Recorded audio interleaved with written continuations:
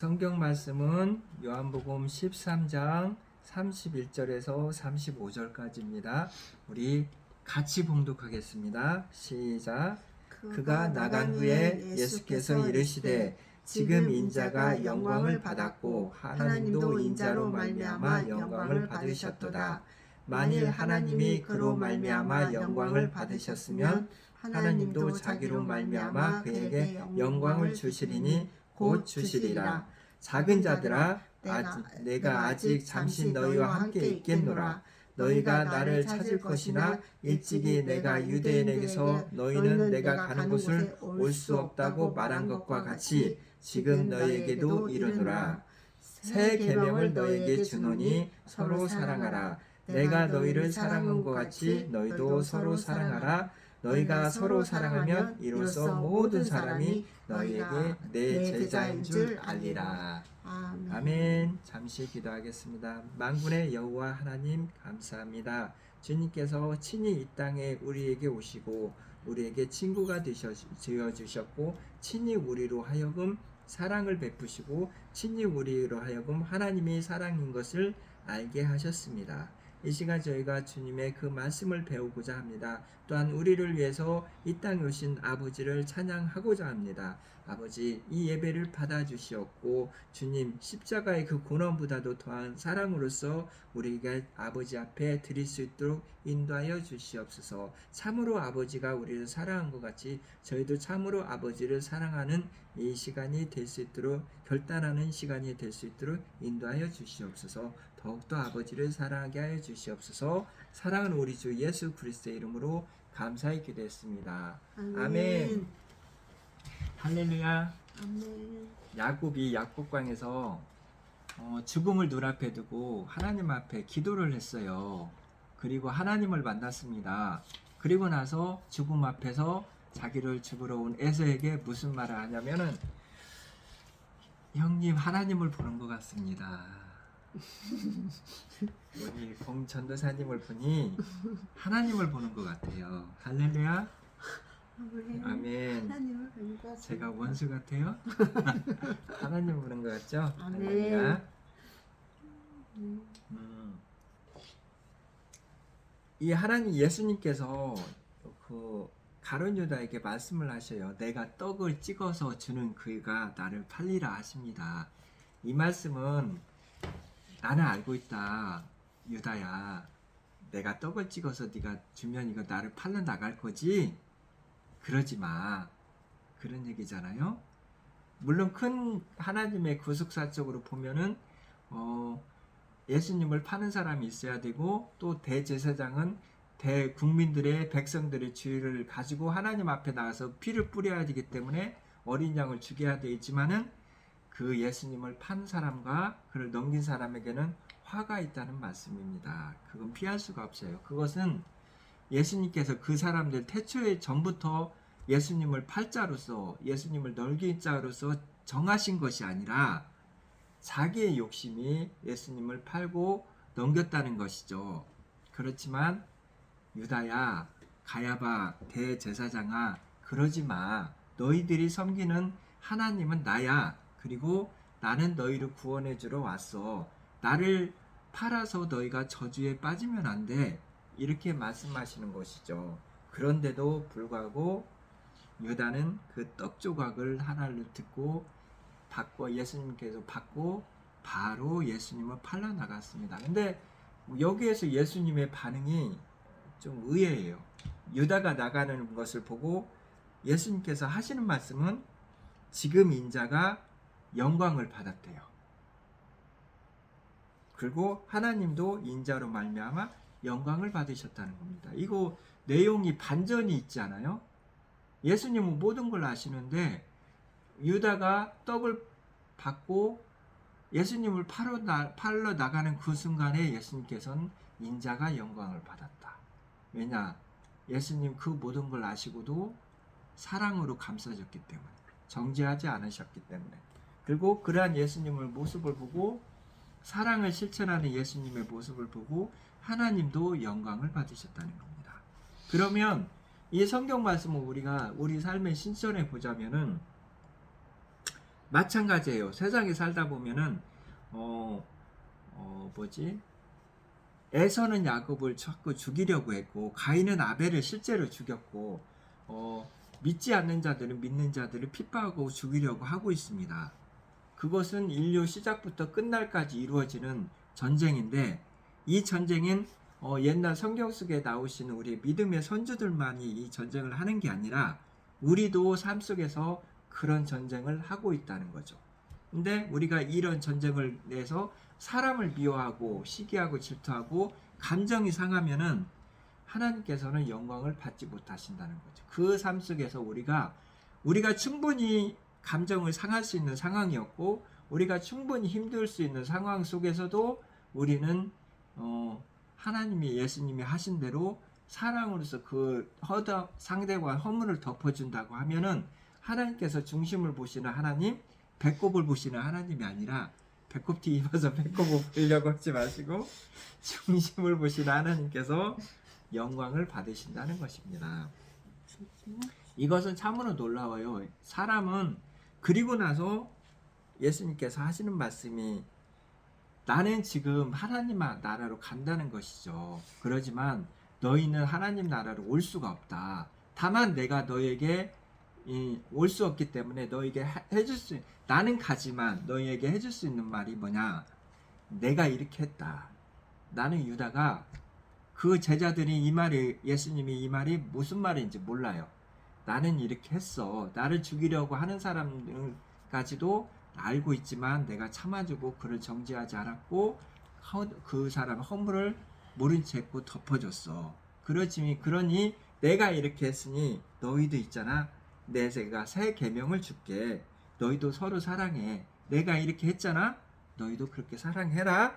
이것이 내가 모든 사람에게 주는 계명이라는 것이에요. 그리고 너희가 이렇게 하면은 사람들이 너희가 내 제자인 줄 안다고 했습니다. 그런데 삶 속에서 우리의 삶을 보면은 우리는 어떻게 보면은 크리스찬으로 세상을 살아가기 때문에 심령이 상하는 경우가 많아요.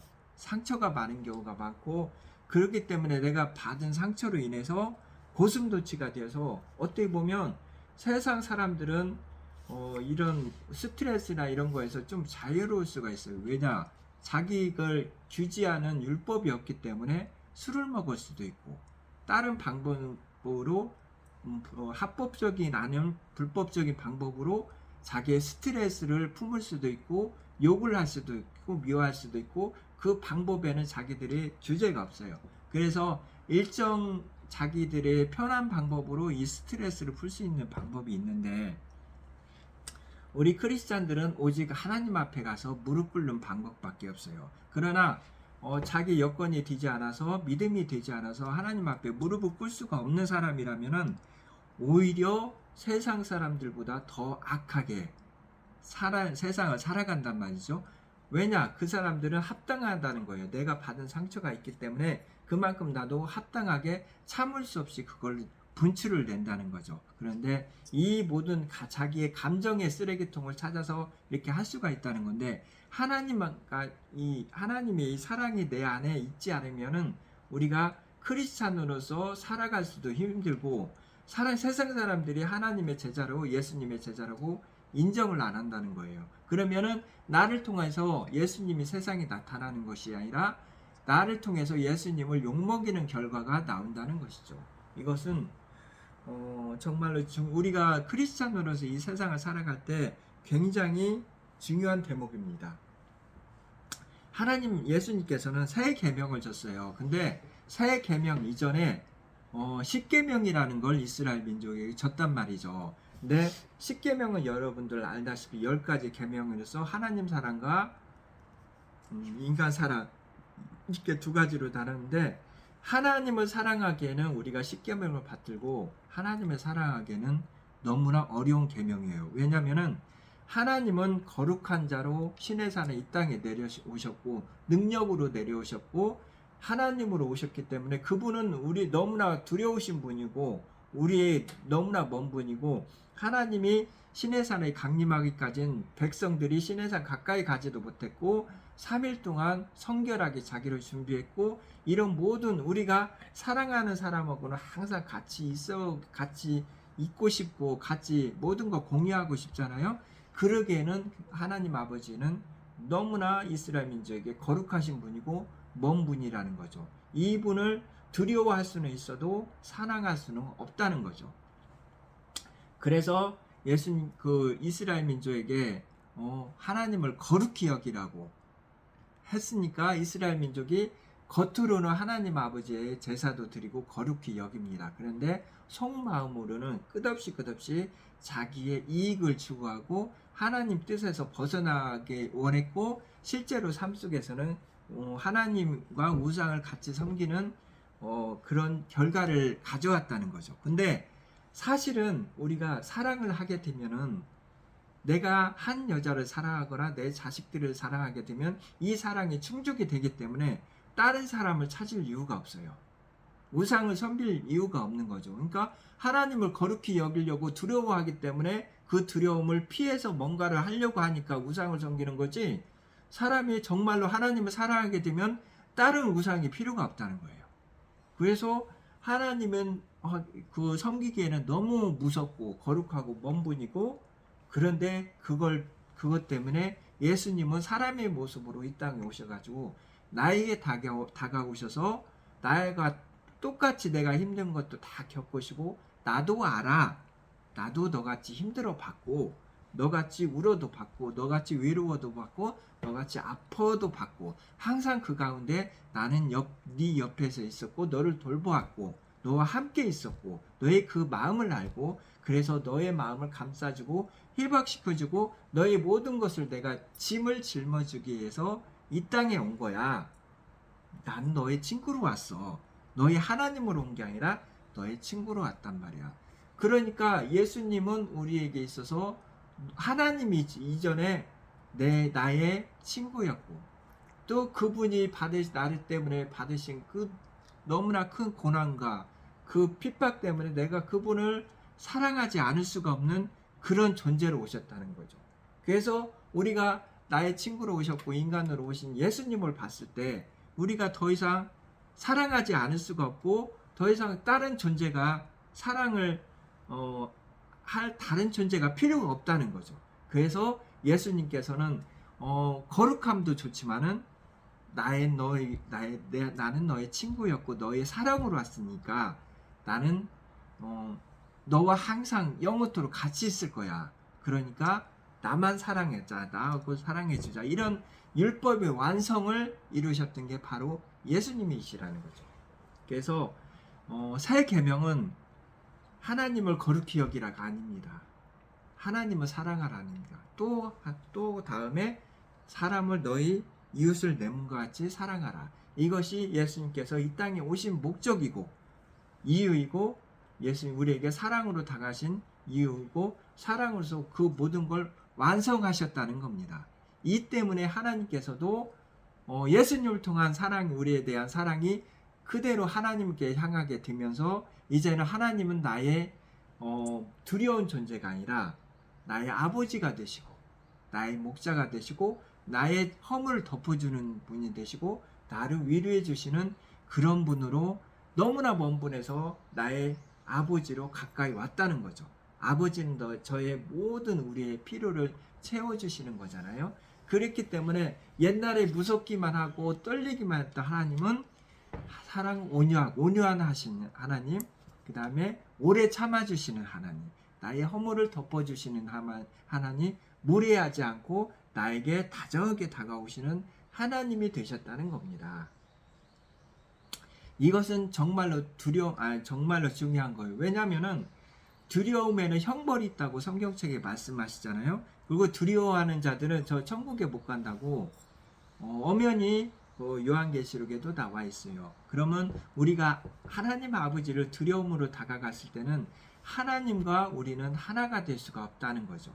하나님이 너무나 거룩한 분이시고 하늘의 하나님인지 알지만은 하나님은 하나님이고 나에게는 상관이 없고, 나를 통치하시는 그 매와 채찍으로서 지옥의 형벌로서 나를 다루시는 아주 매정한 분이라고 우리가 하나님을 알았을 때는 그분이 우리가 하나 되기는 우리가 마음속으로 그분을 따르기에는 너무나 먼 분이라는 거죠. 그러나 예수님께서는 이런 하나님과 우리 사이에 화목제가 되어 주셨고 손수 그 대가를 치러 주셨고 이제는 하나님과 우리를 아버지와 아들로서 엮어 주셨어요. 예수님께서도 하늘의 하나님이었지만 친히 우리의 죄를 위해서 담당하고 하나님 앞에 우리 죄를 대해서 나가시는 우리의 하나님에서 우리를 위해서 대제사장이 되어 주셨다는 거죠. 그래서 이후로는 영원토록 하나님과 나 사이에 예수님이 있음으로 해서 그분은 우리의 방패가 되어 주셨고 우리의 불성각이 되어 주셨다는 거죠. 어느 누구도 우리에게서 예수님에게서 우리를 깨트릴 수가 없고 우리를 불안하게 할 수가 없고 우리를 완전하게 존재로서 아버지 앞에 드리는 산제사로서 그분이 산제물이 되셨다는 겁니다. 그렇다면 여러분 이제 삶에 대한 자세가 우리 바뀌어져야 됩니다. 왜냐하면 그분이 이 모든 걸 하셨고 봤지 나도 이렇게 했으니까 너희도 사랑해. 그러면은 우리가 예수님의 그의 뜻에 따라서 우리 마음에 미움이라는 건 없어져야 돼요. 어느 시대나 우리는 크리스찬들은 참았고 사랑, 희락, 화평, 오래 참음, 자비, 양선, 충성, 온유, 절제. 성령이 열면은 언제 이렇게 성경책에 규정을 해놨습니다. 근데 이거에 상관없이 우리가 분노하고 있고 시기하고 있고 절망에 빠져 있고 평안에 있는다면은 그것은 하나님께서 우리에게 가르친 것도 아니고 우리 사단에게 우리 마음을 사단에게 내어주는 결과가 밖에 안 돼요. 우리는 그래서 사단이 우리 안에서 깃발을 흔들게 하면 안 됩니다. 우리는 하나님의 전이고 하나님 내 안에 거하시는 곳이기 때문에 하나님 에덴 동산에 있을 때 하나님 에덴 동산을 거놨듯이 내 심령 안에 하나님이 거닐 수 있는 하나님의 집으로 만들어야 그분이 수시로 나에게 오셔서 나와 대화하고 교제하는 것이지 내 안에 하나님의 영향이 없는 쓸데없는 마귀에게 속아서 내가 분노하고 있고 어두움에 묶여 있다면은 그건 하나님의 영광을 나타내는 게 아니라는 거죠. 여러분 절망할 필요가 없습니다. 예수님을 통해서 이제는 하나님은 우리에게 아버지가 되셨어요. 그리고 아들에게 대하듯이 하나님은 좋은 것으로서 우리에게 주고자 하십니다. 이 시간 우리가 다시 오늘날 내가 나았도다. 복음으로서 나았다. 우리가 하나님의 아들이 됨에도 불구하고 아들인 것을 인식하지 못하면은 여전히 하나님과는 별개 없이 살아갈 수밖에 없는 것입니다. 세상에 묶여 살아갈 수밖에 없는 것입니다. 이 시간은 저희가 다시 한번 하나님의 아들로 자기 자신의 정체성을 갖고 하나님의 아들을 가지고 있는 그 행동을 하기를 소망합니다. 혼인잔치에 그게 있습니다. 혼인잔치는 이제 드디어 합법적으로 우리가 예수님과 하나가 되는 공식적인 행사인데 우리가 예수님과 같은 그런 의복을 입지 않고 예복을 입지 않으면은 예수님과 합당한 사람이 되지 않으면 예수님의 신부가 될 수가 없어요. 우리가 예수님의 신부가 되고자 하면은 예수님이 합당한 예복을 입어야 돼요. 예복은 성도들이 옳은 행실이라고 했잖아요. 마땅히 우리가 행실을 마귀의 그 행실을 하고 예수님한테 가서 신부가 되겠다면은 나를 불법을 행한 자들아 나를 떠나라고 하는 게 하나님의 당연한 것입니다. 그래서 이 시간 우리가 하루하루를 살 때 내 삶을 통해서 예수님이 하나님의 아들 되신가 예수님이 신부 되심을 우리가 증거를 해야 돼요. 이것은 내 마음속을 하나님 사랑합니다. 하나님 사랑합니다. 할 수도 있지만 우리의 행동을 통해서 예수님의 향기가 나야 된다는 거죠. 몰약 주머니가 내 가슴 속에 있어야 된다는 겁니다. 내 손을 통해서 몰약 향이 뚝뚝 떨어져야 된다는 것입니다. 베델의 산에 가서 정결케 세상과 분리되고 하나님의 뜻하는 그런 진정한 마음의 할례를 치러야 된다는 것입니다. 우리 좀 어렵겠지만 하나님께서 요구하시는 것이 자 유다가 다시 한번 요한복음 13장 30절부터 제가 읽어드릴게요. 유다가 그 조각을 받고 곧 나가니 밤이러라. 유다는 예수님과 같이 있었음에도 불구하고 밤으로 어둠 속으로 떠나갔습니다. 그리고 나서 그가 나간 후에 예수께서 이르시되 지금 인자가 영광을 받았고 하나님도 인자로 말미암아 영광을 받으셨더라. 그러면 마찬가지로 내 삶을 통해서 예수님께서 인자 영광을 받으시고 우리 하나님께서도 영광을 받으시고 그 영광이 나에게도 임한다는 것입니다. 이것이 우리가 살아가야 될 것입니다. 앞으로 우리는 남은 인생을 살아가야 됩니다. 예수님 말씀을 붙잡고 살아가야 되고 이겨내야 됩니다. 이것이 예수님께서 우리에게 허락하신 것인 줄 우리가 알고 있습니다. 사랑하는 성도님들, 우리 서로 사랑하여서 주님께 영광을 돌리는 삶을 살았으면 좋겠습니다. 기도하겠습니다. 존귀하신 하나님 감사합니다.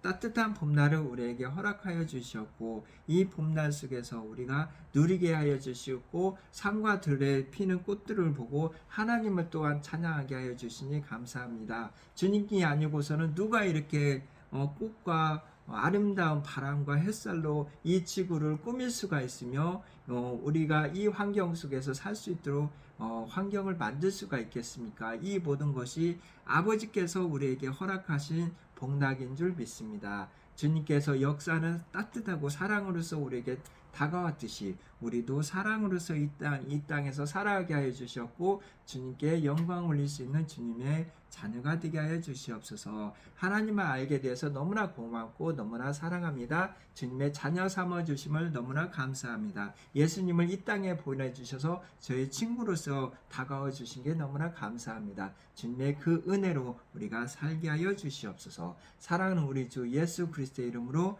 감사히 기도했습니다. 아멘.